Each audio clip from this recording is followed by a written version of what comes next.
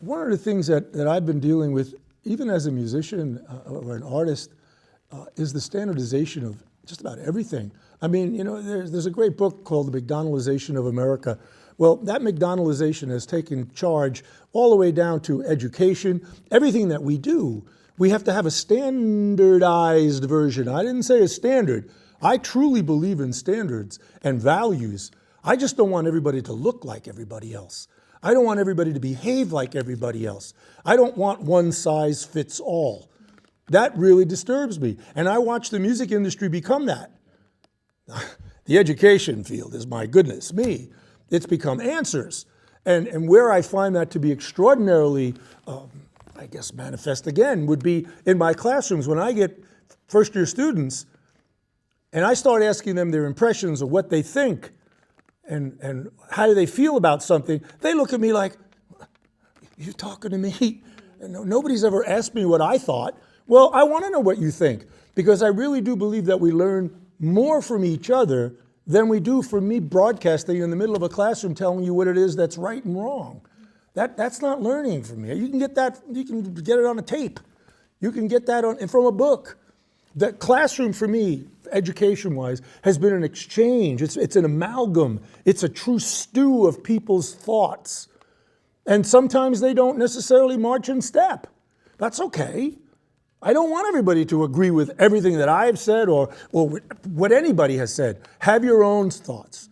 Be your own individual. And where that, again, came out for me is recently I released a project called I'm Hip.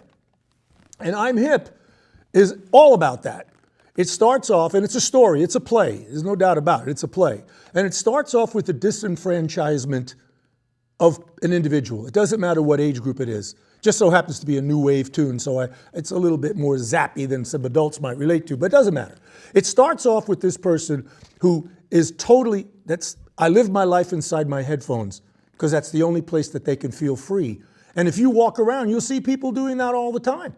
They have their headphones on, totally disconnected from the experience called day-to-day living, the now moment. They prefer to be somewhere else. And the character that's there, called Skippy Hooray, goes all the way from the person with the headphones on to the end, which is about individuality, about being who you are, about expressing yourself, about don't let the hosers and the posers define who you are. That deep down inside, you are something special. You are a miracle. Honor that miracle. So the whole I'm Hip project was about that, and it's 10 songs that relate specifically to the growth. And one of the songs on this is called New York City.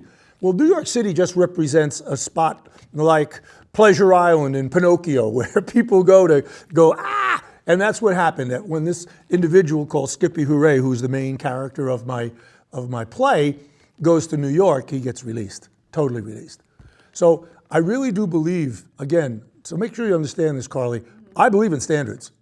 I really do. And I make people accountable. And the people that are in this room that have taken my class will tell you, you had work to do. I believe in that. Only I don't want it necessarily to have to be a formula. There is no formula. There's no perfect formula for learning, just like there's no perfect formula for playing music. As I started this conversation, there's no reason for me to be here other than the fact that I persevered in the face of a tremendous amount of adversity. And am I wearing it like a badge? Hell no. No. I want everybody. If I can do it, you can do it. There is no excuse for people not being as successful as they want to be in anything that they choose. I really believe that.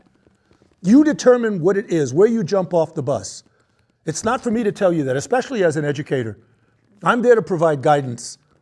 And if I feel as though I have to suggest certain things to you to think about, I will. But for me, I really don't like this idea that we all have to look alike. Because think about it this way. When you go out, you're graduating, right? You're going to be competing against several hundred thousands of people who have got exactly what you have to offer. What makes you different? Why do you stand out? What is your individuality? What makes you, Carly, I should hire you right on the spot right now? And if you're not developing that in people, in young minds, if you're not developing that from the beginning, they don't know what to do. They're expecting to get a job. A job for what? There is no such thing as a job. We live in an entrepreneurial world right now. And if we're going to be in an entrepreneurial world, there are no real jobs. You have to invent it. So invent yourself. Be brave. Trust yourself. And the thing about mistakes is, that what really kills me is that mistakes happen. You don't have to live the mistake. You make a mistake, you pick yourself up, you dust yourself off, and then you go on your merry way. People have, again, in my classes, students have trouble because they don't want to make a mistake. They don't want to feel foolish. My goodness, being foolish is staying there ignorant. That's foolish. Remaining ignorant is foolish.